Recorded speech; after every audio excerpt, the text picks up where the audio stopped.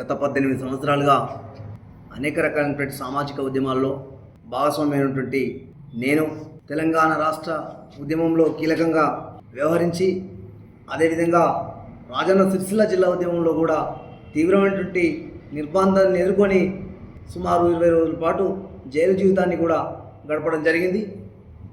అదే నేపథ్యంలో గత 10-12 సంవత్సరాలుగా బహుజన్ సమాజ్ పార్టీలో వివిధ స్థాయిల్లో జిల్లా స్థాయి వరకు అసెంబ్లీ స్థాయి అధ్యక్షునిగా కూడా పనిచేసి గత ఎన్నికల్లో పోటీ చేసినటువంటి పిట్టల భూమేష్ గారి ఆధ్వర్యంలో గౌరవ కేకే మహేందర్ రెడ్డి గారు అదేవిధంగా ఆదిశీనన్న గారి నాయకత్వంలో గత 2024 సంవత్సరంలో రాష్ట్ర ముఖ్యమంత్రి గారు రేవంత్ రెడ్డి గారి సమక్షంలో కాంగ్రెస్ పార్టీలో చేరడం జరిగింది.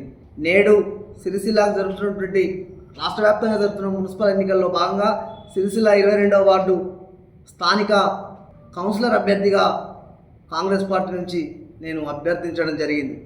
అయినప్పటికీ కూడా నేడు నాలాంటి ఉద్యమ స్వభావం ఉండి ప్రశ్నించే తత్వం ఉండి సామాజిక అవగాహన రాజకీయ పరిపక్వత కలిగినటువంటి వ్యక్తిని కాదని నాకు తెలియకుండానే నన్ను కనీసం నాతో చర్చించకుండానే స్థానిక నాయకత్వం ఆ యొక్క టికెట్ను ఇతరులకు కేటాయించినటువంటిది జరిగింది.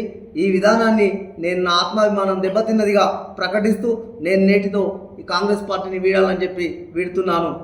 దయచేసి ఈ యొక్క విషయం పట్ల సామాజిక రాజకీయ అవగాహన ఉన్నటువంటి వ్యక్తులు కాంగ్రెస్ పార్టీకి అవసరం లేదా అని చెప్పి కూడా ఈ సందర్భంగా నేను స్థానిక నాయకత్వాన్ని ప్రశ్నిస్తూ ఉన్నాను. స్థానికునిగా రాజకీయ పరిణతి కలిగినటువంటి నేను అనేక ఉద్యమాల్లో భాగస్వామ్యమైనటువంటి విషయం కూడా మీకు తెలిసి ఈ విధంగా అవమానపరచడం సరైనటువంటి పద్ధతి కాదని చెప్పి కాంగ్రెస్ పార్టీకి నేను తెలియజెప్తా ఉన్నాను.